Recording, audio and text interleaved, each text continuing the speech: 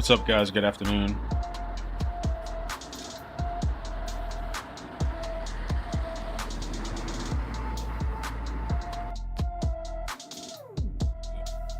Ugh. It's nasty.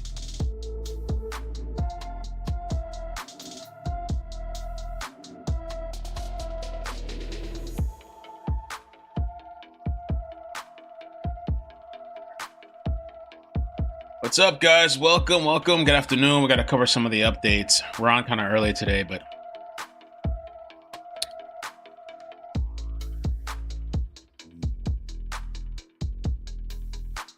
some breaking news happening. You know, is this are we going to war, or is this just negotiation tactics to scare these people? Going to war. There's a divide. They're about to have a press, or they're about to have a State Department briefing.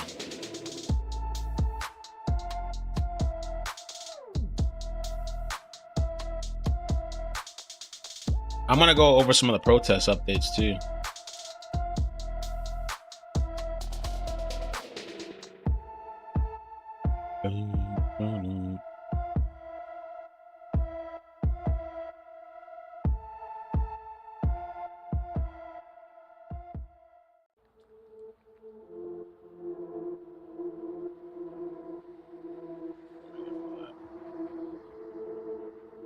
Oh. Like that. Let's do that.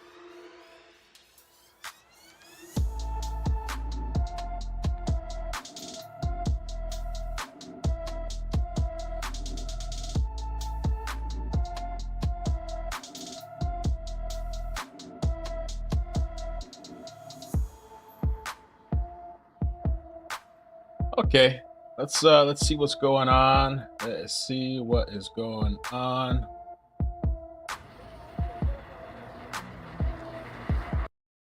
What's up, everybody? Good afternoon. Let me get the mic here set up. Just popping in. I know it's kind of early. Popping in, though, just to see what this whole situation with Trump and Iran. And we're going to talk a little bit about the protests, some of the updates. But they were saying here, United States officials say President Trump is seriously considering a strike on Iran ahead of a crucial Situation Room meeting scheduled for 1 p.m. Eastern today. And they're talking about maybe striking... I guess these underground facilities, possibly. I don't know if he's for real, because some people are really pissed off and they're saying this is not what we voted for. We didn't, he ran on no, anti-war. It says the Pentagon has announced that it's moving more fighter jets to the Middle East. Oh, Lord. Oh.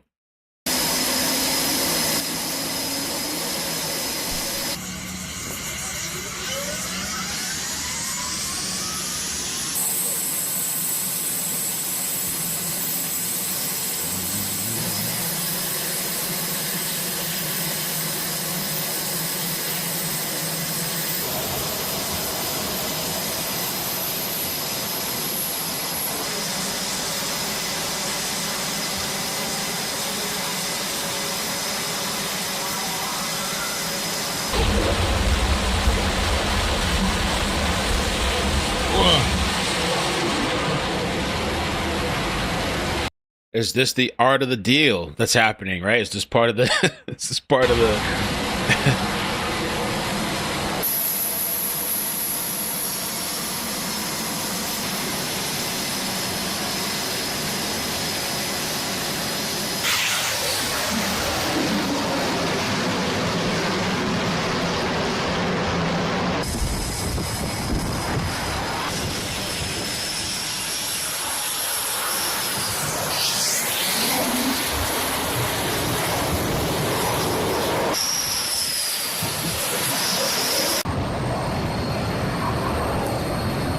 pretty dope.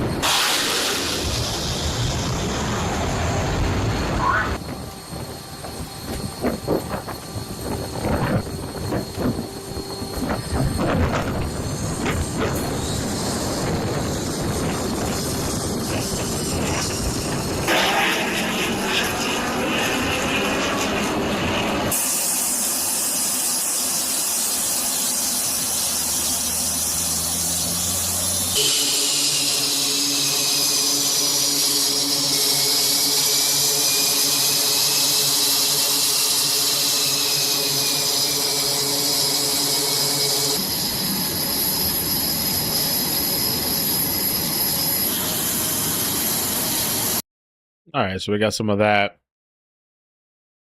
Nice footage. So they're supposed to have some type of crucial situation room meeting today at 1 p.m. Eastern. Should have already happened.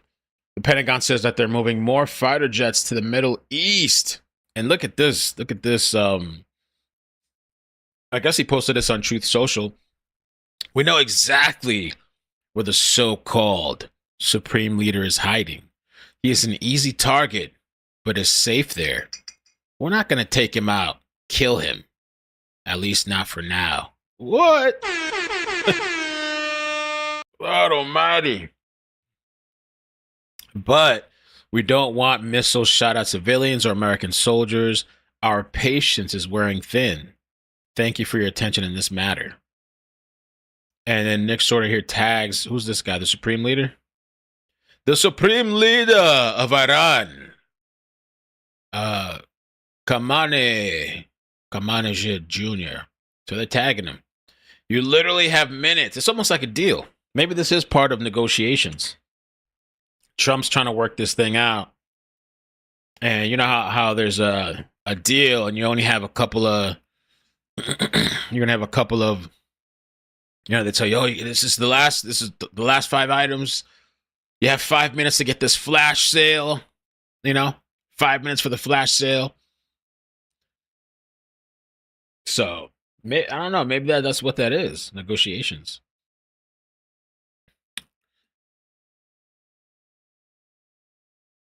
He also said that we have Trump posted on Truth Social declaring, we have complete and total control over the skies of Iran. Nobody does it better than the good old USA.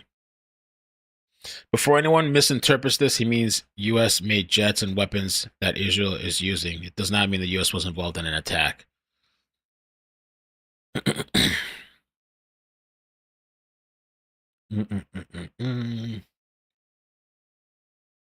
see what they had to say here. Fox. And we are just getting this in and want to bring it to you. It is the president's latest Truth Social. We now have complete and total control of the skies over Iran. We have complete control. Iran had good sky trackers and other defensive equipment, and plenty of it, but it doesn't compare to American-made, conceived, and manufactured stuff, he says. Nobody does it better than the good old USA. From the president of the United States moments ago. All eyes are on him in the White House right now and what the next moves in the conflict will be as it's starting to escalate again and again in the Middle East. New video showing a series of Israeli airstrikes across western Iran. And perhaps that's exactly what President Trump was talking about, controlling that airspace. Those Israeli strikes have taken out dozens of missile launch sites and radars that are spread across the western region there. This is outnumbered. I'm Harris Faulkner here with my co-hosts Kayleigh McEnany and Emily Compagno. Also joining us today, Molly Hemingway, Fox News contributor, and Griff Jenkins, Fox News national correspondent. First, though, let's go to senior correspondent Mike Tobin, who is in Tel Aviv for the latest there. Mike, just reading that Truth Social from the president, talking about that control in the skies now over Iran and those particular areas that we've been watching. And what he's talking about is the fact that the Israeli fighter jets have been able to do what they want in Iranian airspace. They've been busy over western Iran today. Israel says that they took out dozens of surface-to-surface missiles. Those are the kind of things that Iran has been firing here in the direction of Tel Aviv and greater Israel. They also claim that they have taken out surface-to-air missiles and radar installations. The Israelis, in line with what President Trump is saying, have said that they have degraded the Iranian air defenses to such an extent that they have air superiority, meaning they can do whatever they want in Iranian airspace. And Israel's defense minister says more significant targets in Iran will be struck today, and maybe we'll learn about those in the coming hours. He also warned the Grand Ayatollah Ali Khamenei that if he continues to fire missiles at Israel, he could very well meet the same fate as Saddam Hussein. Damn. Oh. If you guys could help me out with the like button to it, I appreciate it, man. Welcome, guys. So we're just going over some of the updates, some of the news that's happening. A lot of talk about war. Press conference happening now? Oh, they started. Okay, let's listen to it. This is live. So I'll leave it at that. But this is something that the State Department does when there's a situation that requires it, and this is one of those times. Let me just rewind it first to what we missed 5 minutes ago. For generations, the Middle East has been dealing with the world's largest I'll bump up the volume. terrorism, with the attack on Israel on October 7th by Hamas, reminding us of what's at stake. Due to the wisdom of the American people, President Trump's election to a second term has offered the world a chance to see an American leader committed to solving many of the world's existential threats with determination. Now, as the conflict between Israel and Iran continues, President Trump has also been clear that Iran cannot have a nuclear weapon. Secretary of State Marco Rubio has also stated that fact, as he has traveled the world working to implement President Trump's vision of peace and security. That statement has also been uttered from this podium many times. The fact that Iran cannot have a nuclear weapon is clear. As the White House reminds us, since taking office, President Trump has clearly stated no fewer than a dozen times that Iran cannot be allowed to have a nuclear weapon, for anyone who's unclear on that fact. President Trump has made the same pledge no fewer than 40 times before taking office, even as far back as 2011. One of the highest priorities of the Trump administration is the safety and security of the American people. To that end, the Department of State has established the Middle East Task Force to help coordinate support for U.S. citizens, our U.S. diplomatic missions, and personnel and diplomatic engagement. The task force is operating 24 hours a day. Over the past week, to help keep U.S. citizens informed, we have issued more than 30 security alerts to countries in the region and updated the travel advisories for Iraq and Israel. We remind U.S. citizens not to travel to Israel or Iraq and not to travel to Iran under any circumstances. We continue to monitor the complex and rapidly evolving situation on the ground as we continue to assess and address the needs of U.S. citizens. We urge all U.S. citizens to regularly visit travel.state.gov for the latest travel advisories and security updates, and to enroll in the Smart Traveler Enrollment Program, also known as STEP, to receive timely alerts and guidance from the State Department. For Americans needing assistance, and there we have a bit of the website there for you, call +1 202 501 4444.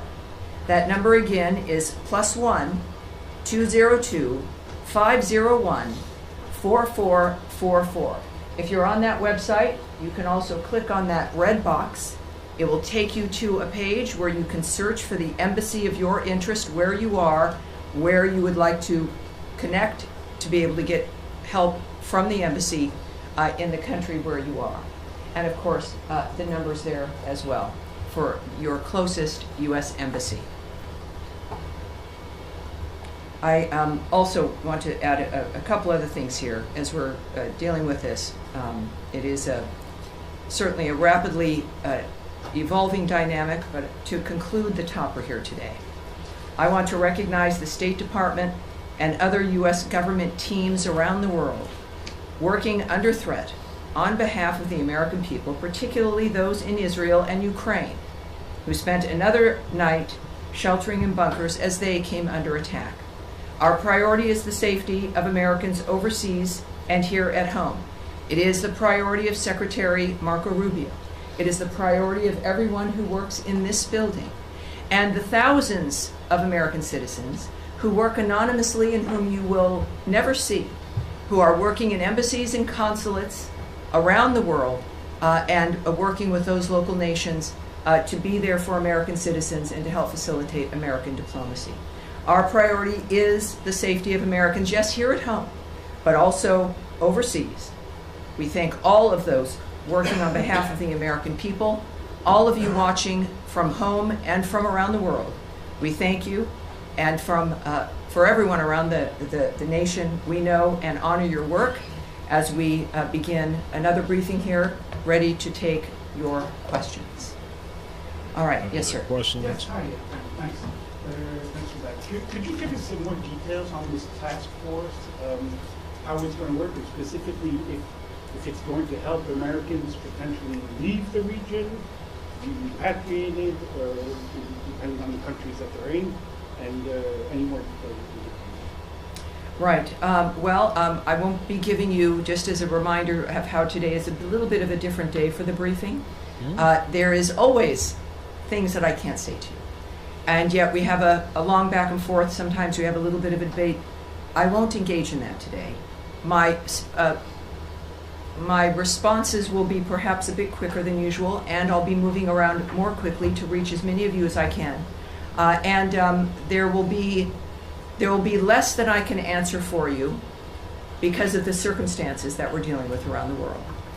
So it is, just want you to know, it's not personal, but we're working on certain things like the task force as an example.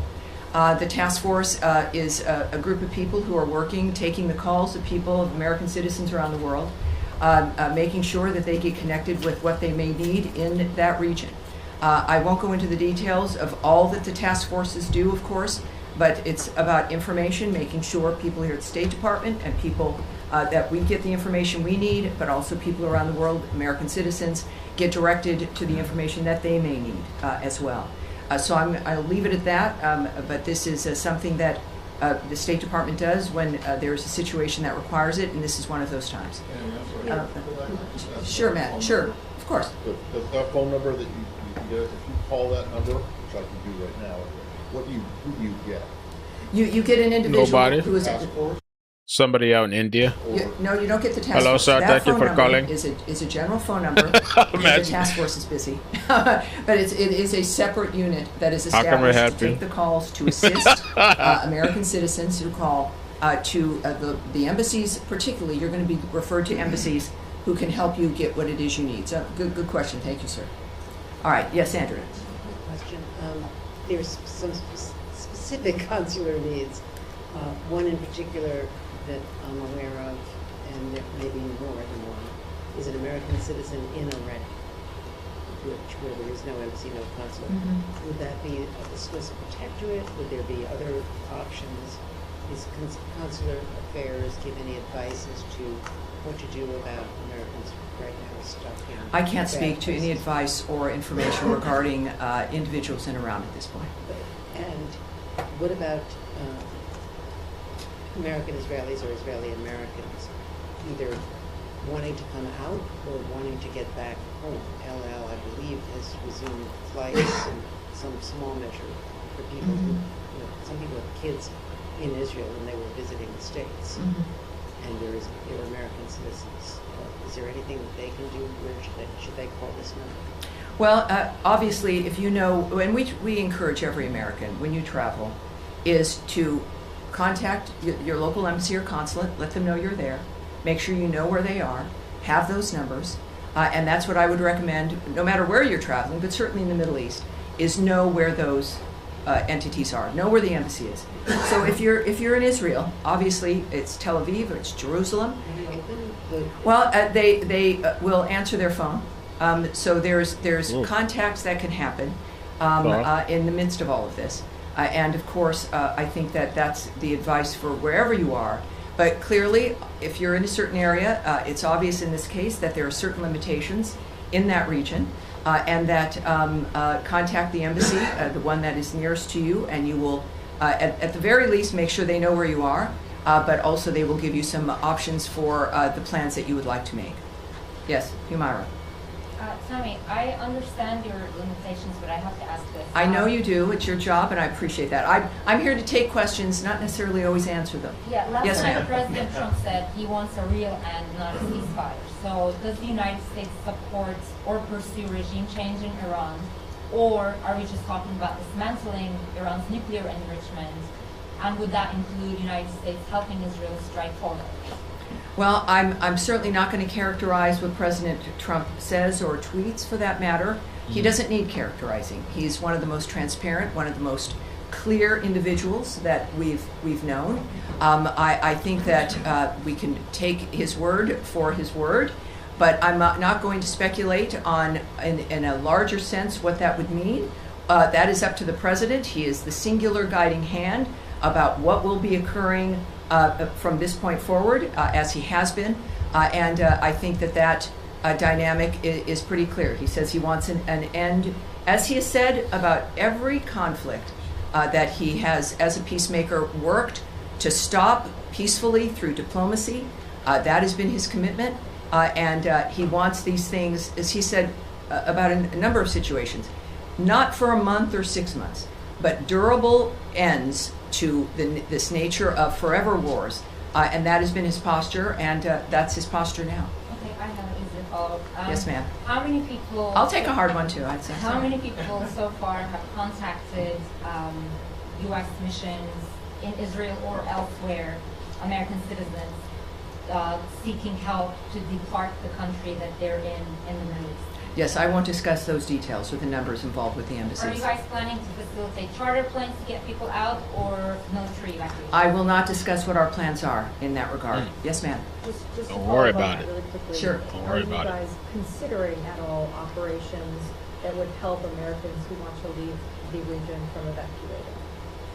I know that our commitment is to the safety and security of Americans around the world. All right? Yes, sir. And Yes, sir. Go ahead. Tammy, would the U.S. government like to see regime change in Iran? First of all, I'm certainly not going to remotely address that. It would require me to speculate or speak on behalf of the president, which I will not do. What we've seen, though, is clear, is months and repeated statements that all he wants is a peaceful world. His activity and the nature of the actions that the United States has taken, and his special envoys have been rooted in one thing, which is negotiations, looking for diplomatic solutions to generational problems that he wants solved diplomatically. That has been his constant posture. And there has been nothing that has changed in what he wishes for, what he would hope to accomplish. And so, of course, that's not something I'm going to address. Is the U.S. government and the Israeli government on the same page when it comes to the intelligence about Iran's nuclear weapons? That is a question for the White House and perhaps the NSC. That's not something I can answer here. Nadia. Thank you, Tammy. The president said he wants to see Iran offers unconditional surrender. I'm not going to ask you to comment on the president's statement, but I'm going to ask you if the secretary is involved in any kind of diplomatic missions with his allies, with the Germans, with the French, trying to offer something to the Iranians as a way out. Well, I again would not speak on the details of any diplomatic conversations if they occurred, between whom, what those details would be.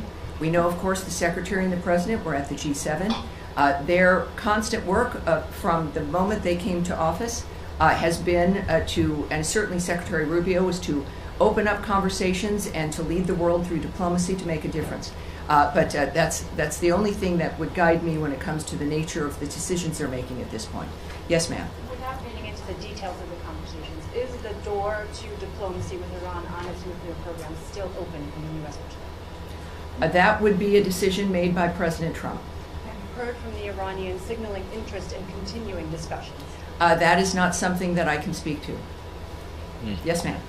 Going back to the conflict piece of this in Israel, the latest security alert from the embassy there still says that the embassy is not in a place to evacuate or directly assist Americans. Do you have any timeline on when that might change for the Americans who are stranded in that country? And just looking at how quickly the security situation has changed there, the travel alert was raised to a level 4 from a level 3 for the entirety of the country. Is that a sign that the State Department was caught on its back foot a little bit by this change because Americans still can't get help? I can say the answer to that last question is no. We are working 24/7 to ensure the safety and the security of Americans around the world.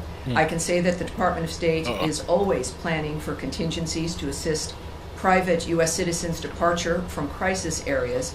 And we will alert the U.S. citizenry community if there is, and when there is, additional information to share regarding their options. Okay. All right. So that's the professor. Citizens happened to be killed by the Russians last night in Ukraine. Do you have any comment on will the U.S. government act to protect American citizens in Ukraine? Yes, we are aware of last night's attack on Kyiv, which resulted in numerous casualties, including the tragic death of a U.S. citizen. We condemn those strikes and extend our deepest condolences to the victims and to the families of all those affected. The president, in the recent past, has made his thoughts clear about striking the civilian areas in that regard. Just to reiterate again, which is at the thread throughout all of the work that we do, is the department has no higher priority than the safety and security of U.S. citizens abroad, and we can confirm the death of a U.S. citizen in Ukraine, and we stand ready to provide all possible consular assistance, and out of respect to occur, things do change. Yeah, Alan Fisher from Al Jazeera. Very good. How do you do? Fine, thank you. The U.S. intelligence assessment on March 26 was that Iran was not working towards a nuclear bomb. What's changed? That the U.S. position seems to be that it was very close. Well, again, I can't speak to intelligence assessments, what may or may not have changed, or to the fact that it is President Trump and his team who are seeing things that matter when it comes to the decision making, and I think that that's what's happened here. The second question is if the president in his first term was willing to give the Taliban 18 months to come up with a deal, why was there only 60 days given to the Iranians to discuss something which is much more complicated? Again, I'm not going to discuss the details of the decisions made by the president. Andrea? I'm just saying that was Tulsi Gabbard's testimony in open session to the committees. Well, yes, and as I've noted, today is not that day. Next, yes? Yes, sir. Tie in the white shirt. Is that you were just suggesting that? Andrea, we're moving on, please. Let's please be able to manage this.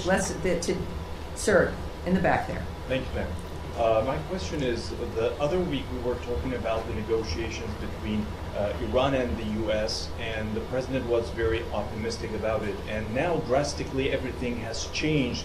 We are talking almost about a full-scale war between Israel and Iran. How do you name the procedure right now? Has the negotiations failed, or how can we name it? My second question will be, the Iranian state TV has been targeted by the Israeli Air Force. I don't know why that person's complaining about racist chat, so why are you here every live stream then? If everybody's racist, I'm racist, why are you here? Maybe you racist too. I never understood that. People that complain, but they're some of the most dedicated watchers of the channel. Every live stream here, every live stream complaining, miserable, bitching. Move on then. I never understood that. But I realized, you know what I realized too, that darkness is attracted to like light. I started realizing, especially lately, people that are just like in a certain, just like their aura, versus whether consciously or unconsciously, they're like attracted to light. And so some of these people that just come and complaining and whining, bro, you have a choice. That's the most beautiful thing about this country. You have a choice. You go watch somewhere else. How do you see that? Do you see a state TV channel as a legitimate target? Well, you'd have to ask Israel about their decisions when it comes to the choices with what they strike and what they don't. And on your first question, which now is already, what was your... That racist thing is old, too. That you guys have been decades... That shit's already old and expired, man. Come on. My first question, after all this, after these escalations, how do you name Oh, well, the I would say that you would look to the President of the United States for how he is characterizing what has occurred. And he is very open and transparent with that, and does it with his many conversations with the media and also on Truth Social. He is clearly accessible, certainly with his remarks, and he has said a number of things on social media that I think might answer your question. Yes, Saeed. Saeed. Very quick question on Gaza. Of course. Well, yeah. Are we? Was it the are we Indian thing I said? continuing The Indian still call? with- I will come to you on Gaza, Saeed, I promise. But let's continue with the topic at hand. So yes, sir, in the back. Thank you so much for time. Two questions. One question on Iraq, related to Iran. Iranian-backed groups, the Time Hezbollah, threatens the U.S. against interfering in the Israel-Iran conflict, which they said any American intervention in the conflict would prompt the group to target the U.S. interest across the region. How do you reach to the Iraqi government, and what's your message to these groups? And the second question was the State Department's assessment of diplomacy. Have you put diplomacy on the side, or you still believe that diplomacy can work with Iran? Well, again, I'm not going to comment on the nature of how the White House or the President or the DOD will respond to certain remarks or demands made by someone. So you'll have to ask the DoD regarding their reaction in that regard. I would also, though, I know that the president's Truth Social, he's made it very clear, even I think today, and I think I've got that right here.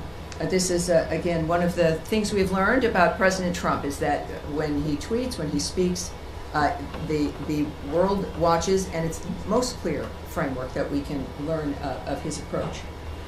He has, I don't know if I can get to the exact one, but he has made it very clear that, oh yes, here we go. He has noted that we don't want missiles shot at civilians or American soldiers, or our patience is wearing thin. Thank you for your attention to this matter. He is making it clear, I think, here regarding certain choices on the ground that are being made, and that what we've asked for regularly is, and what he has made clear is that we were not a part of the initiation of this, certainly. We're not a part of Israel's attacks on Iran. That I think was stated very clearly by both Secretary Rubio and the President. And that's important for them, for people to know. And in this case, of course, the President has made it clear that if Americans are hurt, or in this case, a missile shot at civilians. If anybody gets hurt, all hell's breaking loose. They got all kinds of aircraft or American out there. Soldiers, that there would be a repercussion. I think that would not be surprising. All right, we'll go back. Well, more on Iran. We'll close with you, sir. Thank you so much. Can you tell us about the role of partner countries in mediation efforts with Iran, like Northern Salman, of Saudi Arabia, Qatar, and UAE?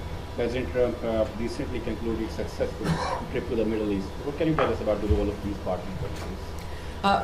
It's clearly he went with a goal in mind. He makes deals. He's the best deal maker in the world. These partners in the Middle East that we have, they understand clearly our intentions and what our goals are. Thankfully, again, to the approach and the style of President Trump. So it's, I think that when it comes to, again, the best person who can explain his feelings and thoughts about what's accomplished on any issue is the President himself. So I refer you back to what he writes and what he is posting on, I think, a very regular basis, which is helpful to people like me, and I think to the world at large as well. Despite Israel's concerns, despite Israel's concerns, President Trump is still trying to negotiate with Iran for a nuclear deal, showing that his priority is peace in the region. President Trump has once again recently offered to mediate on Kashmir, but the Modi government says that they don't need Trump's help. Does President Trump need Modi permission to bring peace in South Asia by resolving the Kashmir issue? Well, yes, this is every country, as President Trump has stated, is a right to define its own future. He offers his help, and it's up to whoever he's offering it to. I don't think he's going to really attack. Because there's like this huge divide in the base, I guess. There's a huge divide. You can see it all online. Tucker Carlson and Trump. There's a huge divide. And I think this, I'm starting to think, and I kind of mentioned this last night. Maybe this is part of some type of like strong arm, But here's some stuff that people have been posting. We're going to get into some of the stuff the clips and everything. Alex Jones posted, "I'm proud that Tucker Carlson is standing his ground against the psychotic warmongering neocons that have brought the world to the verge of thermonuclear Armageddon." And so he posted a picture of him and Tucker. Trump attacking Tucker Carlson for not supporting a new world war is not something any sane person should support. So there's this big split and divide. And then they posted a clip here. Trump in 2011, Obama will start a war with Iran because he has absolutely no ability to negotiate. Our president will start a war with Iran because he has absolutely no ability to negotiate. He's weak and he's ineffective. So the only way he figures that he's going to get reelected, and as sure as you're sitting there, is to start a war with Iran. Now, I'm more militant and more militaristic than the president. I believe in strength. But to start a war in order to get elected, and I believe that's going to happen, would be an outrage. I think it's risky for sure. Said a particular incident is under review, and that is helpful, and we'll see what their review comes up with. In the meantime, I think it is important also when it comes to the nature of the efforts to get aid and food to the Gazans. We now know, can report that the Gaza Humanitarian Foundation now is working at 4 distribution sites and has distributed nearly 26 million meals. Okay. So, I don't want war. I don't want war. I think any sane person, I would think, does not want war. And he had made this here, which is kind of like, it's pretty threatening. It's very like a strong message. This was today, okay? This was earlier. We know exactly where the so-called supreme leader is hiding. He is an easy target, but is safe there. We're not going to take him out, kill, at least not for now. So he's like really pressuring and literally threatening. You make this deal or you're dead. We'll replace your ass, even though maybe, I don't know if they have a choice in who gets replaced, but we will wipe you out. You need to make this deal. Somebody says Supreme Leader is hiding in China. That would be a wise thing. He should dip out and go to China, the Supreme Leader. So, I don't know. I understand there's a huge divide. People are not happy with this. Makes me a little like, what's going on here? But I wonder if this is one of those art of the deals thing. And he said, we have complete control over the skies of Iran. Nobody does it better than the good old USA. I showed the video of the airplanes, the jets. So U.S. sends second aircraft carrier to the Middle East. So it's pretty serious. Like it's escalating, but is he really going to go through with it? Is this just a negotiation? Is this just strong arming? Is just a deal? I warn the Iranian dictator from continuing to commit war crimes, firing missiles at Israeli citizens. He should remember what happened to the dictator in the country neighboring Iran, who took this path against the state of Israel. Now with the strikes, an exodus formed up and created a massive. So, okay, I got some comments about this last night, and people were asking me if this was real. I took it as real, but there was some question about the authenticity. I checked this morning because I saw some of the comments, so I'm not sure. I saw Fox here posted it as well. I saw some big pages, but I don't know. It doesn't necessarily mean it's real or not. I'm not sure. I was going to see if I could find the post. We got to talk about Elon too, because Elon posted his drug test last night. What do you think about that? He posted his drug test. He took a drug test last night. I'll see if I can find that video. Oh, here's the video. Well, Benny Johnson posted it. He didn't get community noted.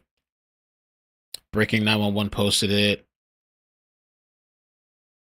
I don't know. Maybe it is real. Maybe it's not. It's hard to say. I don't see community notes on some of these stuff. And real quick, let me just jump to this. I know I'm scattered. I'm scatter-minded. I can't help it. They say I got ADD. I don't like the medication. I don't take that stuff. But I do tend to take a lot of caffeine. But caffeine, I think, is dehydrating me. So I have to take a break from that or cut back. Maybe stick to matcha coffee. But this guy posted last night, Elon says LOL, right? 3:44 in the morning. Or maybe 12 something if he's in the West Coast. 12:44, I don't know.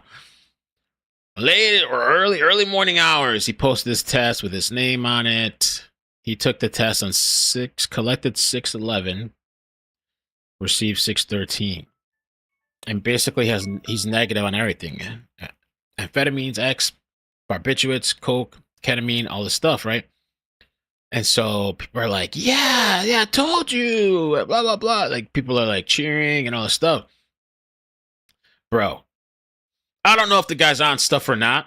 One of the videos that I saw when he was in the Oval House, the Oval Office next to Trump, and he was like, when he was kind of pissed off at Trump and things were starting to fall apart, the way his eyes were like rolling in the back of his head, and he's like, but he was doing some crazy shit. I'm gonna have to find it. The way he was tweaking out on Trump, but didn't back it up and then deletes the tweets. He basically called Trump a PDF file. Okay. That for anybody is crossing the line. This is not like Tucker and Trump having a disagreement, or Alex Jones, or any of these other people that disagree. This is a whole nother level. This is like some type of scorned ex type of level, some type of like a woman that's like, or even a man, because guys are crazy too, an ex scorned. And so the other thing with these drug tests, you know that a lot of these substances, they're not in your body for a long time. So if he really wanted to, he could have just, I'm going to stay sober for 2-3 days to 4 days. I don't know, 5 days. Get this drug test, LOL, and post it. This doesn't mean anything to me, honestly. I mean, if he does drugs, that's his business.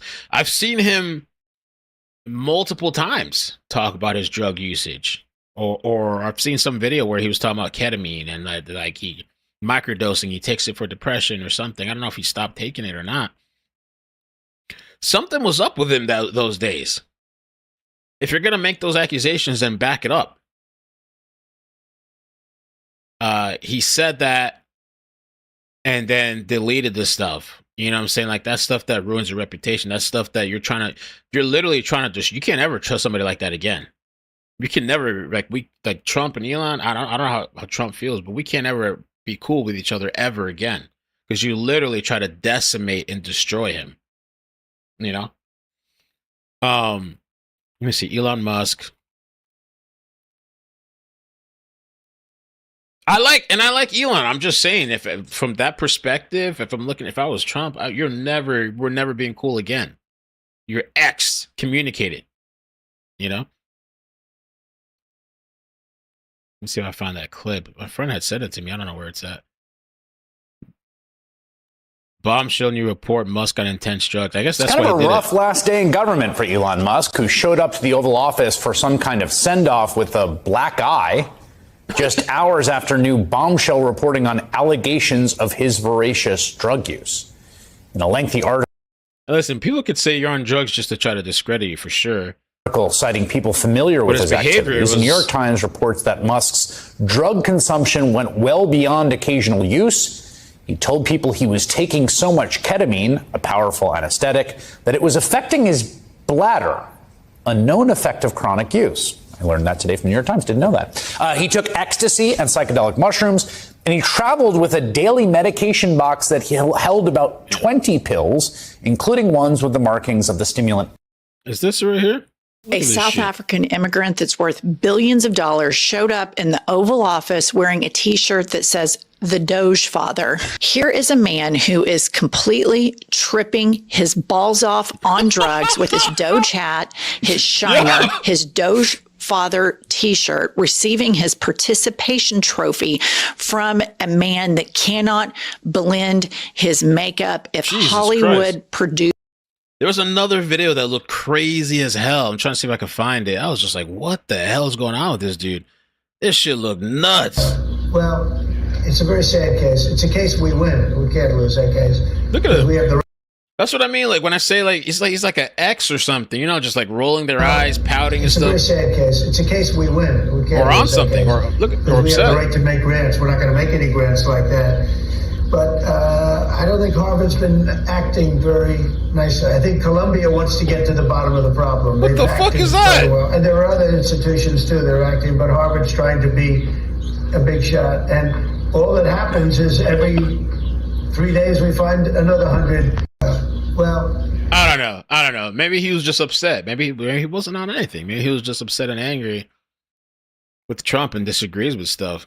But the way his face, oh my God. And he looked rough. He did look rough. So I don't know. So yeah, he posted this, and I guess he proved this case that at that moment in time when they collected his sample at 6/11, June 11th, at 7 p.m., he wasn't on drugs.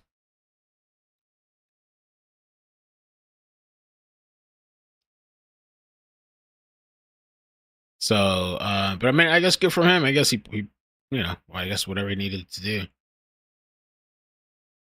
You clearly violated HIPAA by paying this. Delete it. It's his information. He can post it if he wants to post it. People are ridiculous. So I don't know. He didn't look good to me. Hopefully, whatever's going on with him, he takes care of that. You know what I'm saying? You can look at somebody, and it just, to me, was obvious something was going on with him. And then that black guy, I thought they said he got into an altercation with somebody. To me, he was tweaking. Those tweets were tweaker tweets. You know, like Kanye tweets. Well, Kanye is just. They say he's bipolar and autistic, and I don't know. Didn't Elon said he's autistic too? I don't know. Traffic jam coming out of Tehran. Lines also formed up at gas stations. And this was before President Trump posted on Truth Social that the people in Tehran need to evacuate. Iran continues to fire missiles at Israel. But what we're seeing, at least today, is that the size and intensity of those attacks have decreased dramatically. That attack just a little over an hour ago may have involved as few as 2 Iranian missiles. The IDF says they shot one of those down. Earlier this morning, we saw an attack involving some 20 Iranian missiles. 4 of those got through and hit just north of Tel Aviv, resulting in no injuries. But you compare that to previous days in which hundreds of missiles and drones were fired at Israel.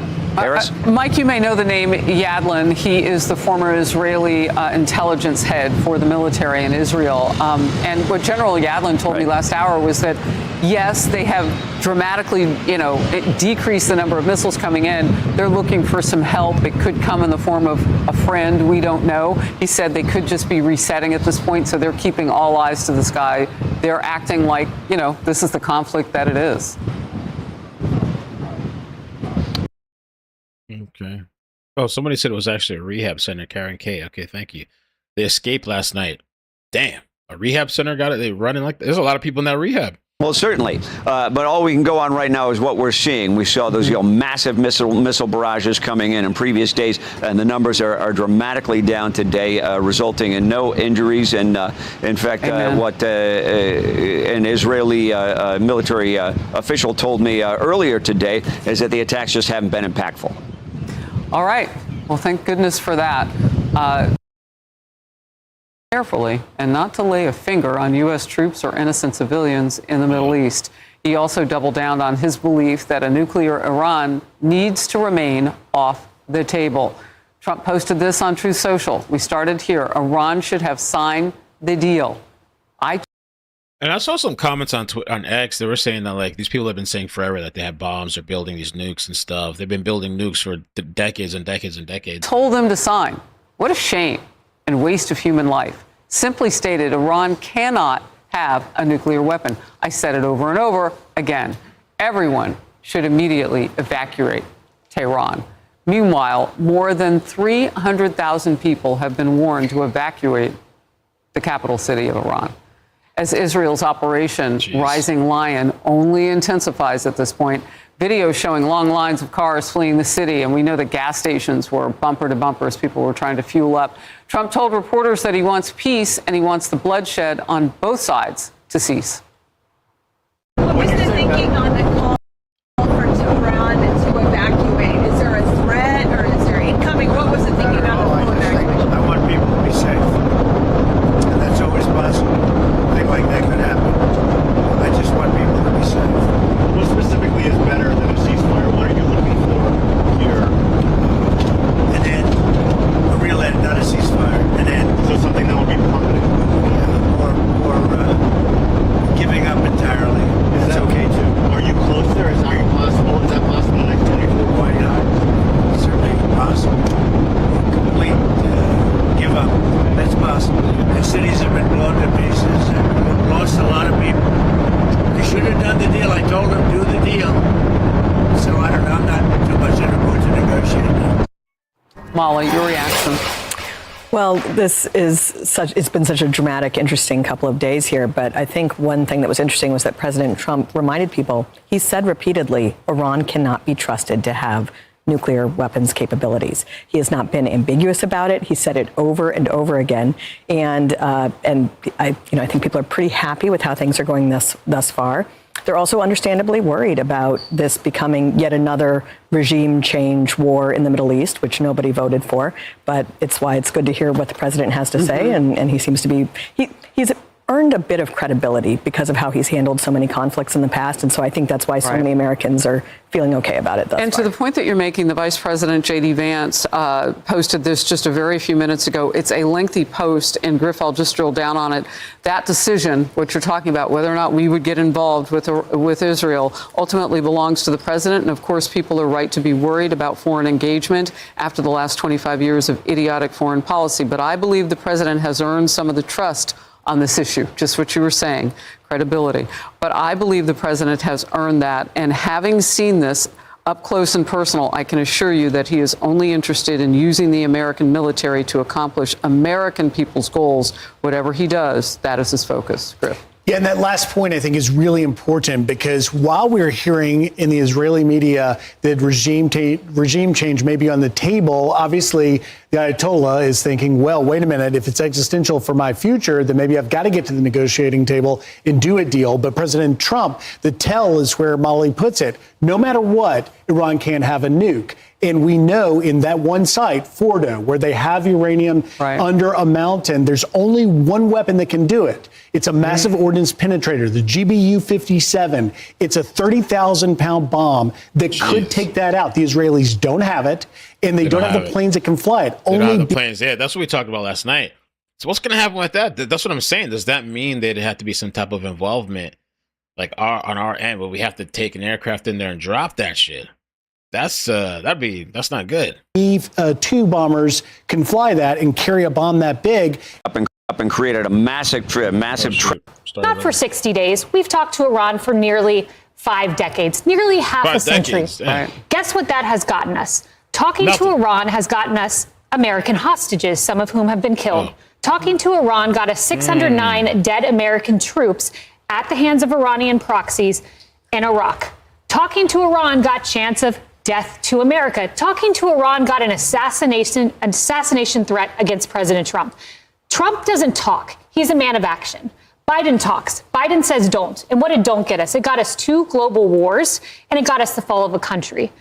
President Trump, who I had the pleasure of seeing make these decisions in real time, acted. He killed Soleimani. People said that was audacious. He killed al-Baghdadi.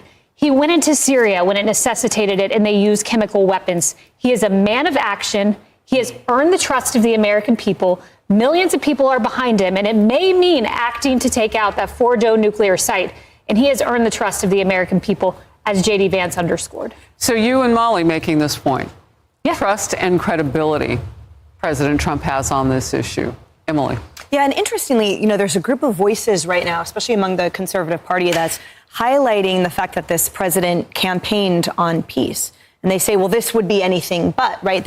All of these other prior wars started easily, but then they ended up being endless. And is this what's going to happen now? But the president has himself made the point that you just did, Kayleigh, which is inaction does not necessarily mean protecting and prioritizing American interests. And sometimes the way to preserve peace through strength is to take some action that will then protect as an investment American interests and our allied interests. And it's like Mark Levin said earlier, right? Isolationism is not the right thing to do because that allows them to continue festering. And I know Michael Orin, the Israeli former ambassador to the United States, he said the opportunity right now for President Trump to be the peacemaker of the century, he said. There is no compromise with them. They want Christians and Jews dead. Straight up evil.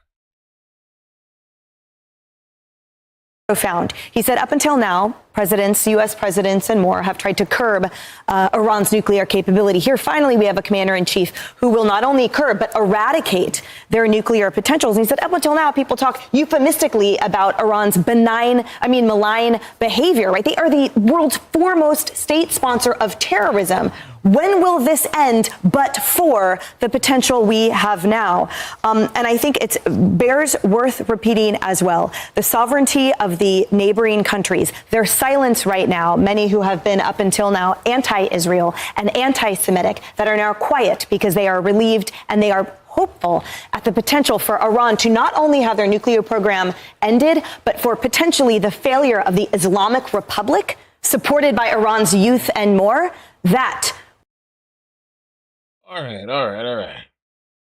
JD Vance threatens the in possible further Canada action in Iraq early conflict. to deal with the conflict between Israel and Iran. But now, Vice President J.D. Vance has released a statement on the entire situation. It is quite lengthy, but we do want to bring it to you in full. Take a look at this. In a post on X, he did write this, saying, quote, "First, POTUS has been amazingly consistent over 10 years that Iran cannot have a nuclear weapon. Over the last few months, he encouraged his foreign policy team to reach a deal with the Iranians to accomplish this goal. The president has made clear that Iran cannot have uranium enrichment, and he said repeatedly that this would happen one of two ways, the easy way or the, quote, other way." He went on to say this. "Second, I've seen a lot of confusion over the issue of civilian nuclear power and uranium enrichment. These are distinct issues. Iran could have civilian nuclear power without enrichment, but Iran rejected that. Meanwhile, they've enriched uranium far above the level necessary for any civilian purpose. They've been found in violation of their non-proliferation obligations by the International Atomic Energy Agency, which is hardly a right-wing organization." And then finally, he did end that post by saying this, quote, "He may decide he needs to take further action to end Iranian enrichment. That decision ultimately belongs to the president. And of course, people are right to be worried about foreign entanglement after the last 25 years of idiotic foreign policy. But I believe the president has earned some trust on this issue, and having seen this up close and personal." All right, so that's JD Vance. This is what somebody said. This is what I'm hoping. This is just some type of negotiation. Somebody said people jumping to conclusions when it's clearly a negotiating tactic is not something any sane person should do. People jump to conclusions about the tariffs. And what happened? They all came to the negotiating table. Trump's warning the Iranians to leave Tehran suggests the possibility of an American attack was also a negotiating tactic. Take a seat. None of you are going to micromanage our president. He's not perfect, but he was and still is the best option we have. Okay. This could be to scare them. I mean, the message that he sent to the supreme leader. These people over here losing their minds over the terminology king, which they came up with. Imagine Trump's, instead of president, was supreme leader. They'd lose their minds. They'd rip all the cities apart. Trump had sent this out on Truth Social as well. Publicity-seeking President Emmanuel Macron of France mistakenly said I left the G7 summit in Canada to go back to D.C. to work on a ceasefire between Israel and Iran. Wrong. He has no idea why I am now on my way to Washington, but it certainly has nothing to do with a ceasefire. Much bigger than that. Whether purposely or not, Emmanuel always gets it wrong. Oh, Lord. Lord Almighty. Lord Almighty. This was Bill O'Reilly on Trump. Would the world be better off if the Ayatollah and his regime was gone? Sure. Everybody knows that. World be better off if Putin was gone, and probably Xi. But you got to be realistic. So earlier today, very briefly, I texted with President Trump. He doesn't want to use American air power at this point because that would cause some problems with China and Putin. He would rather have the Iranians surrender, which he believes they will. Now, that's what he believes, that the Mulls are through. They will have to sign a deal. The deal will be that the weapons inspectors go in to all of the places that are working on the nuke. They identify what they have, and then the Iranians themselves, under the supervision of the United Nations, would destroy a lot of their arsenal. So what President Trump's strategy is to play this out a little longer, because Israel is getting stronger while Iran is getting weaker. You just said they're running out of ordnance. They can't replace it. We're also having food shortages. Tough to get food in there now. And Iran does not grow enough food to feed its population. A lot on the table. And the signals are coming from the mullahs now. We're serious. Now we'll make a deal, according to the president.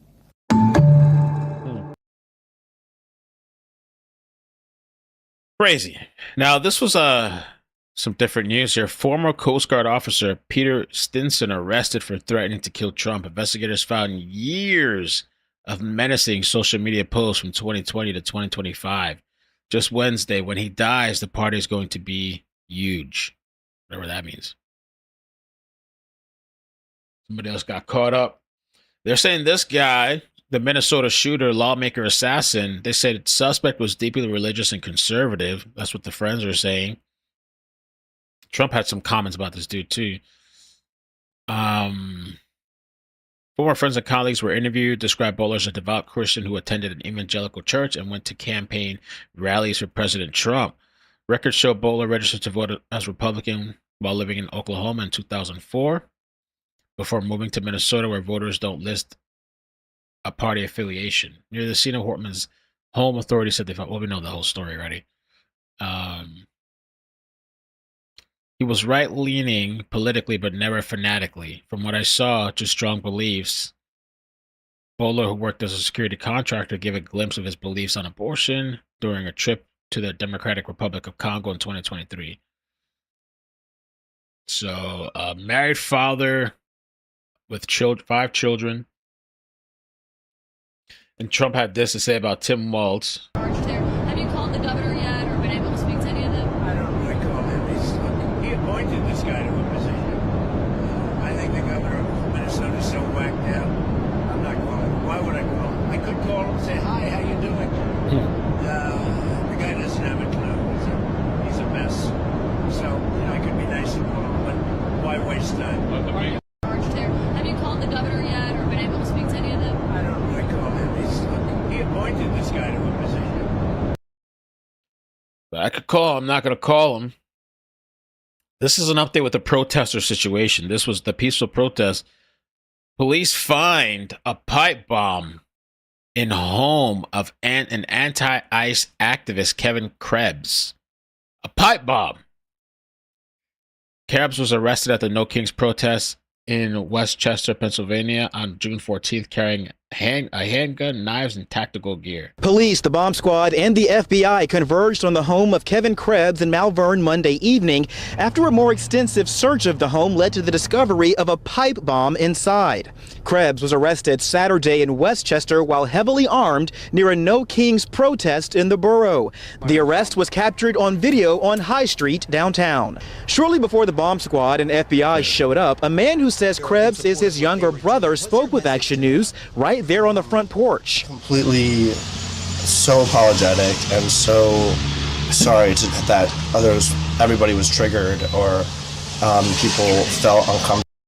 I'm sorry if they were triggered by the bomb or the shit he was getting ready and unsafe. According to the affidavit of probable cause, police seized a fully loaded handgun, 3 loaded handgun magazines, 6 loaded assault rifle magazines, knives, a ski mask, and gloves that Krebs was carrying at the time of his arrest.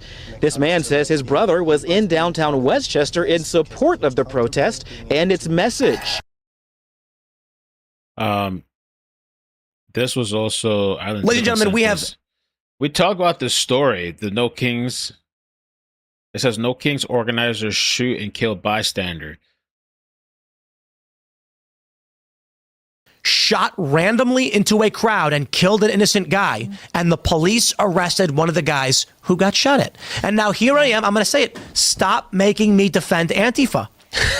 What I also want to know, too, is why didn't these guys have their less than lethal rounds? It's not legal. Yeah, there's a lot of cops have that, but no, these weren't cops. These are regular. No, I know. Yes. So cops have the rubber bullets. You're not allowed to have that. You're not allowed to have rubber bullets. Correct. You're only allowed to have real bullets. Yes. Okay. Right. So there's a group called Five. I get it now. I hate this group with a passion because they call themselves 5051. But it's not 5051, it's 50501. Mm-hmm. So it's 5501, but they call themselves 5051. So you can't accurately say it to a person so they can search for it. Right. Anyway, 501, you could say 5501 organized the No Kings protest. 5501 is responsible for many of the protests that were organized. And they stated on Facebook they were directly involved in the shooting of an innocent person. And the police arrested the guy they shot at. Now, there's video. That's crazy. I'm not going to show the full video because the video it's just a panning shot from a rooftop. But there are stills. The first thing I want to show you is this. This is from Utah News Dispatch. Man dies after being shot in chaotic scene at Salt Lake City's No Kings protest. They go on to say, In a Facebook post by Utah's 50501, the group that organized, it's working with police saying, quote, our team was directly involved. We have been in direct contact with law enforcement. Some of you seem to think a keyboard or social media gives you a free pass to be nasty and accusatory. Our teams just had to deal with something extremely traumatizing, and when faced with personal risk to their own lives, chose to run toward the danger in order to serve the community. Lies. The video that was released shows a far left guy in black bloc. He's wearing all black. He's an Antifa guy. He's carrying a rifle legally pointed down. Two peacekeepers from presumably this group, they're saying they're involved, are holding pistols, pointing it at him, and they fire 3 shots. The dude ducks after getting shot at and runs. They had already shot and killed the guy when this guy started running. The narrative they're putting out is they saw a man manipulate his rifle, and then when they yelled at him to stop, he ran into the crowd, so they opened fire, and someone got caught in the crossfire. But when you watch the video, you can clearly see that is not the case. Now, the police arrested the dude who got shot at. It is not illegal to carry a rifle. Utah is permitless open carry. Why didn't they arrest the people that shot the guy? They are covering up the fact that liberal organizers shot randomly into a crowd and killed a guy. Insane. And the crazy thing is, I'm finding out a lot of people have no idea this happened. Yeah, we had viral stories about this all weekend at the Post Millennial. So I'm going to show you some stills, not the actual shooting. Let me see if I can. Is that the guy's name? Gamboa is the guy who's got arrested. Got arrested. Now take a look at this. You can clearly see this is a video that was a panning shot from a rooftop. You can see his rifle is pointed down. He's wearing all black. There may be issues of him wearing a mask and carrying a weapon, but I doubt it. I don't think that makes sense. And here you can see this is one of the guys wearing a green vest associated with the event, aiming a pistol at this guy. There's another man slightly to his right. I think we can grab that. There's another guy slightly to his right. You can see. We'll pull this one up. Also aiming a gun towards Gamboa. Wow. And they say Gamboa, when first shots were fired and started to run, the rifle was pointed down the whole time. He wasn't aiming at anybody. This is the guy that got arrested. Liberals on social media are calling Gamboa the shooter. Here I am. You got me defending Antifa. Yeah. Of all people. Yeah, because no one wants to read past the headline. Nobody on the left wants to admit that their protest, that their organizers shot and killed a guy. Yeah, these are the people who organize them. That's pretty wild. Pretty wild. Pipe bomb. In other news too, apparently Pete, they're gonna lose their mind as this. I wonder, because some people are saying they missed the protest.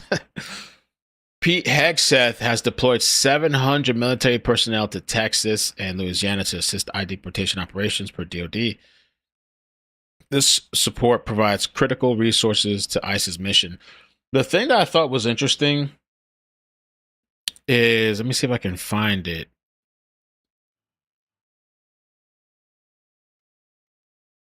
Trump versus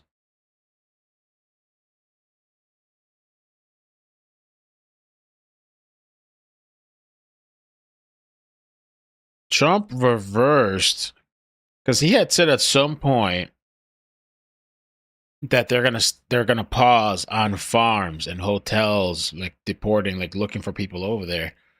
And so some people got upset, some people were happy. The King's Day protesters said, "We did it, we won, yes, we're making progress." There was a lady I saw; she was almost crying, and she said, "We did it." Well, apparently he's reversed that. Trump officials lift short-lived pause on ICE arrest at farms, hotels, and restaurants. So he doubled or tripled down. He's coming back. Farms, hotels, and restaurants reversing a major policy pivot just a few days after issuing it internally. Two sources familiar with the latest guidance told CBS. One of the sources said U.S. Immigration and Customs Enforcement officials were told they could continue carrying out worksite enforcement operations to arrest unauthorized immigrants at farms, hotels, and restaurants. The sources who requested anonymity to discuss internal deliberations said ICE officials were informed of the new guidance during a call on Monday. So, I don't know. It's coming back. So people, once they find, I don't know if they've caught on yet, those people, but there's gonna be some unrest probably coming back but they're going to make sure that there's control and that these guys have the resources that they need to do it. Trump said this as well, which kind of stood out to me. And he said, if I didn't put the National Guard into Los Angeles, the place would be burned down to the ground right now. I did incompetent Governor Gavin Newsom, who doesn't have a clue, the favor of a lifetime, the worst governors in history.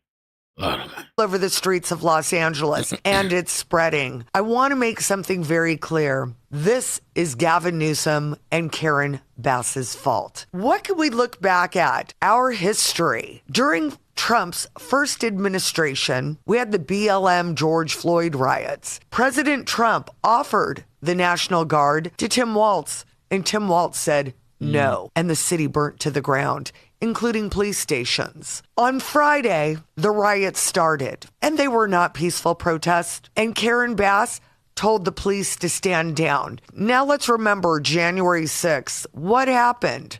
President Trump offered the National Guard again.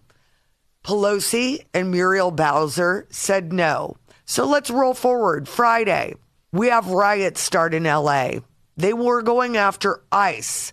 And I will guarantee you right now that if President Trump didn't call in the National Guard, that building would have been burnt down to the ground. I want to talk about some of these people that the left is trying to protect so desperately. Arrested in Los Angeles, we have Chong Chan Phon.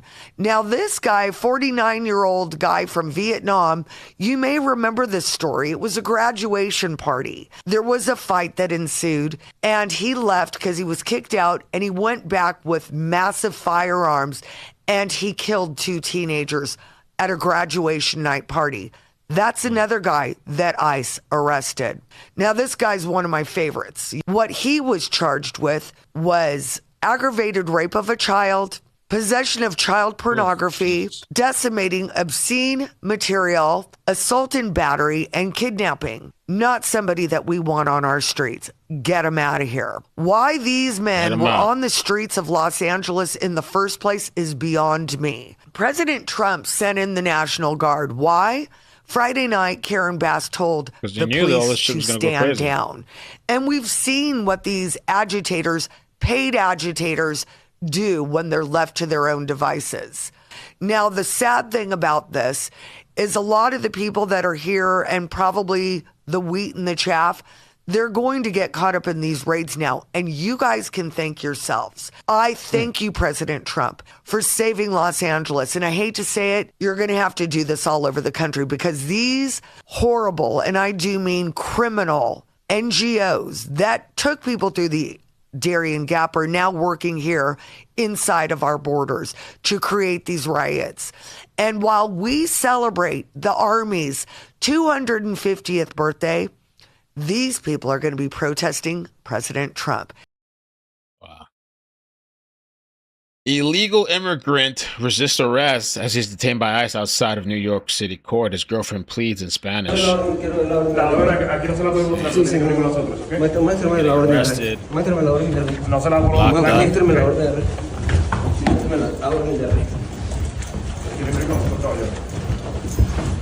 Caballero, va a ser peor. No proteger porque va a tener cargo. Mañana usted te llama.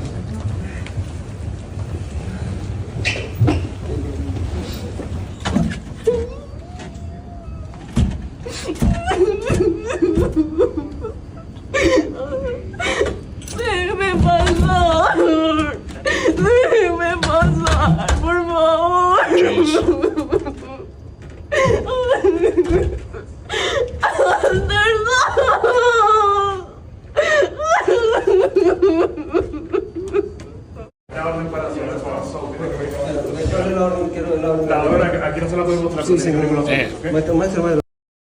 Crazy, man. It's happening. It's happening. Oh, the Trump mobile phone. There was another clip that I want to show you, and we'll talk about the Trump mobile phone. Some people are saying they're going to get it. People are excited about it. I'll talk about that in a second. Let me just see if I get this other clip here real quick. Oh, Arnold Schwarzenegger. Arnold. You're an immigrant. You're an immigrant in this country. Yeah. Did you have a visceral reaction to what they're doing, what ICE is doing, when you see the videos of it? Well, I tell you, I mean, you said that the immigrant. I'm so proud and happy that I was impressed by the American people like that. I mean, imagine I came over here with the age of 21, with absolutely nothing. And then to create a career like that. I mean, in no other country in the world could you do that. Yeah. Every single thing, if it's my bodybuilding career, if it's my acting career, becoming governor, the beautiful family that I've created, all of this is because of America. That's true. And so this is why I'm so happy to see firsthand that this is the greatest country in the world, and it is the land of opportunity. And I think because I'm such a proud American and a proud immigrant that came to America, I was asked to do, on July 4th, a big speech, the keynote speech at Mount Vernon, where George Washington was laid to rest, and where he lived and all that, to celebrate the 250th anniversary of America, the existence of America. And I will be doing the speech that they asked me because I'm an immigrant, and there will be 7,000 some people there, and there will be people that will be sworn in and will become citizens that day. That's great. So it's really a great celebration. And this is what this is all about, is to celebrate people becoming Americans and coming. That's Arnold. Arnold. He tried to run his mayor, I think. Stu, man, Stu's video clip went viral when he was talking about his marriage having problems. Now, let's talk about how you ruined your life. He's the Fox 11 chopper guy over the weekend. Oh, that's Stu. Let me play the audio. All right. This is Stu Mundell over the weekend on what I thought was a hot mic, but I think now that I listen to it, it may not have been. It was not. But let's play the audio and see what Stu had to say on Saturday night, flying around the city of Los Angeles. Hey. The answer is yes.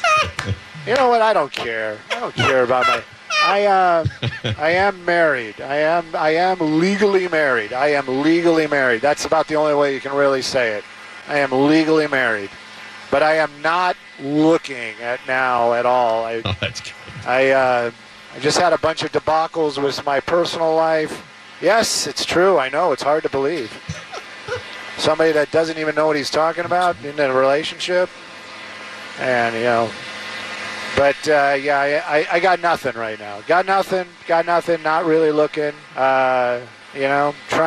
Trying to find myself and be happy. I'm being serious about that. I want to be beholden to no one at this moment. Do I get lonely? Of course. But I got cats. So I think all that information's on the internet. Look at all those red cars down there. All the twitchy. And they'll fly by, and I'm sure it's busy on top of it, but things will fly by. And somebody kept asking me if I'm married, and I don't know if it was just repeating the same thing or if somebody was really just asking over and over. But finally, I'm just like, all right, let me address this.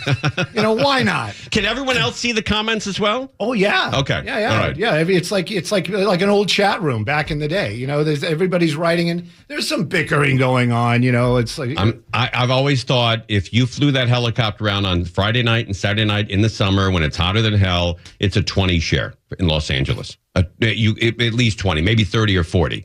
Everybody loves that stuff. Yeah, and especially if there's something, and like you said, you love the stuff that you love is stuff that's commonplace for me. You know what I mean? It's because this is what I do. Right. And that was the thing also. It's like I hear my voice and I'm thinking, this is like hour 3 of flying on a Saturday morning, which isn't really my shift. And I was getting tired. I was getting a little tired. I bet. It was like, and I'm talking for 2 hours. Yeah. Right. But yeah. And you have to watch what you say because then all of a sudden it becomes too political. If you Yes. You got to just report the facts. Don't you worry. Don't you worry. Okay, the last one of the Trump phone thing. What you guys feel, man? The Trump phone. They said it's coming. Trump phone stats. Trump phone. Are you buying it?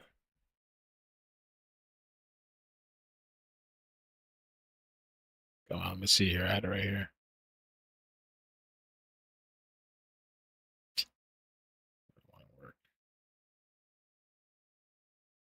Trump phone specs. Da, da, da, da, da, da. CNET says Trump mobile and T1 phone don't make any sense, even for Trump fans. So it's gonna be $499. Has been moved out of state. That's interesting, Grammy. That's cool. Carmelo Anthony's child moved out of state. It's probably for the best. So $499 T1 phone. It's gonna be a gold colored phone. Themed, let's see.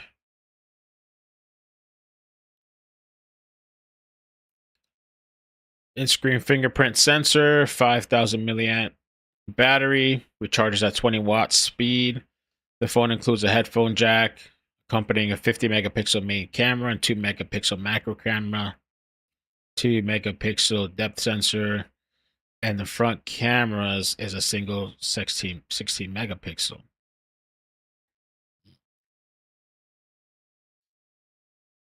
The only problem is I don't know how they're going to manufacture this in the U.S. I don't think they're going to be able to manufacture it in the U.S. for that price. A lot of those pieces and parts come from outside. Let me see the specs. It's supposed to be, and that maybe they'll come out with a different, like a higher end. They're probably looking at. It says it's supposed to launch. Trump branded. Officially launched June 16. Really, I don't know if it's available in the U.S. yet.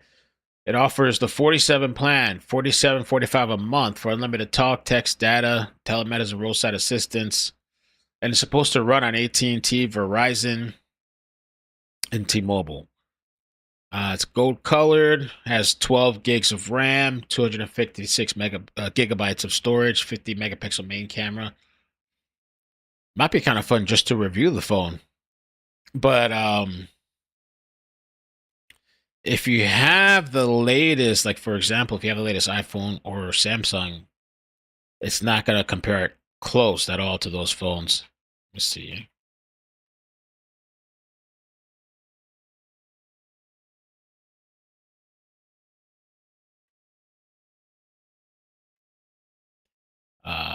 Samsung. But who knows? Maybe they'll come out with a version that's a little bit more high end.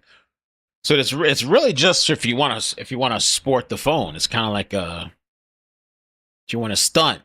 I got the Trump phone. Now it does have more RAM than the iPhone 16 Max Pro because it has 12 gigs supposedly. But you know, iPhone's it's a different operating system because the operating system. That's another question. What operating system is the Trump phone going to be on? It's going to be on Android. Okay, it's not going to be on iOS or anything else. It's an Android base operating system. The RAM isn't bad. The RAM, 12 gigs of RAM. We don't know what kind of processor yet. That's going to be the big one too. What processor is going to go in there? And even though the camera says 50 megapixel, we don't know the quality of the camera. You know.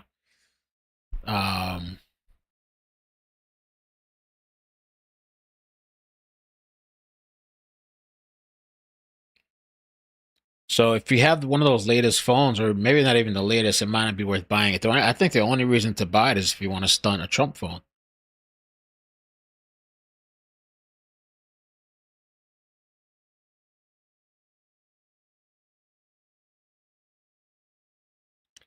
I don't know how they would even be able to market this in the U.S. for a reasonable price. If they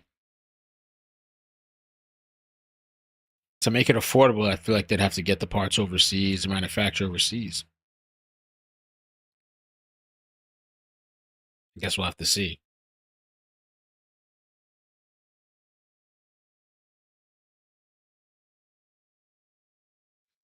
The Trump phone. Let me see what else they have to say about it. I don't know if I'll get it because I'm really big into technology. I already have 2 phones. The only reason I'd get it is just cause. There's some ICE protests right now. The other topic of one more thing or two I forgot. Bring your family, bring your friends. The mayoral candidate was arrested. ICE arrest. Oh man. No. Mayoral candidate is arrested. And we will make sure that every single person gets due process. Thank you so much.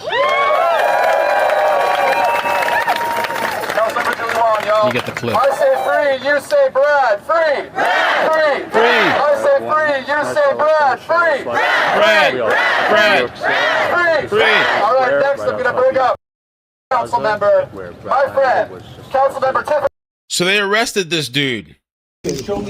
ICE just arrested Democrat New York City mayoral candidate Brad Lander on camera for obstructing ICE operations. Where is it? Sir, I get deported. I have my hand here. I would like to see the warrant.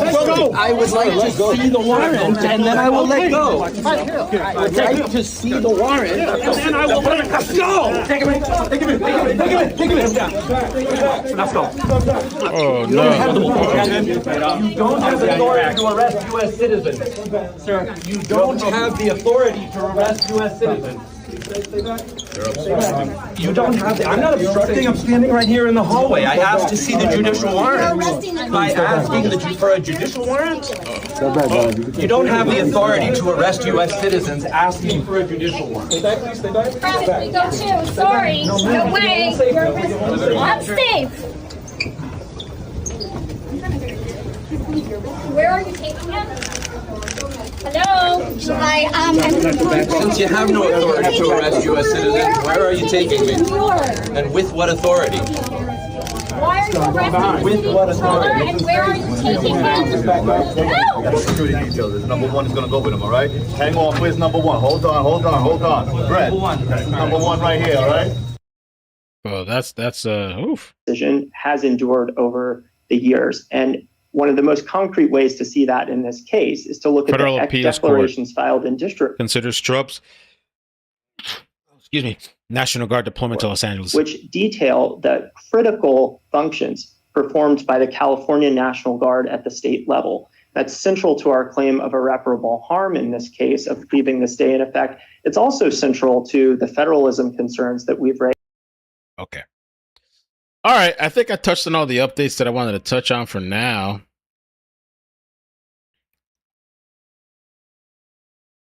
They're out there protesting in New York. They're upset. Whose case they tried to dismiss. But with 10 plus elected officials sitting in that courtroom, the judge denied that dismissal. That is one more person that gets to go home to his family. Y'all have power too. So that is my call to action. And I will leave you with 2 more very short things. This is from here. This is Boricua to Boricua. Are there Puerto Ricans out here? We are migrants too. Our passports will not save us. That's right. We have been pushed off of our island time and time again because of the same violence, exploitation, and imperialism. These are our brothers and sisters, and you better believe we're gonna fucking put our bodies on the line. And to Brad's family, Brad's family, first of all, some of the best people on the planet. But I will say that they know. Speaking to the mic. I will say that they know what I know, having been able to call Brad a dear friend.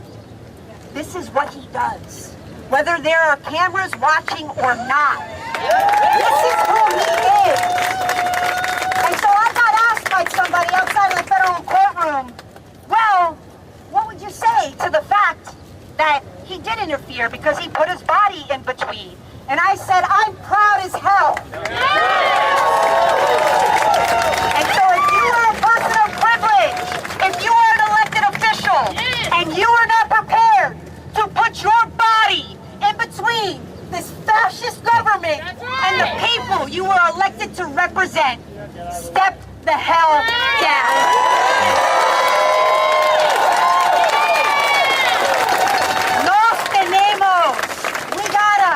not going anywhere. Wow. All right, so they're pissed off. All right, guys. I guess I'm gonna jump off for now. We'll see what comes up later. I know we got a later audience now on the channel. I was checking my analytics, so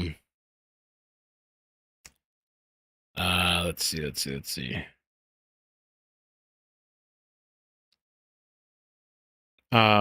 We'll follow what's going on because I don't know if these people are going to start protesting more. They're going to start rioting. What's going to happen? People upset. People pissed.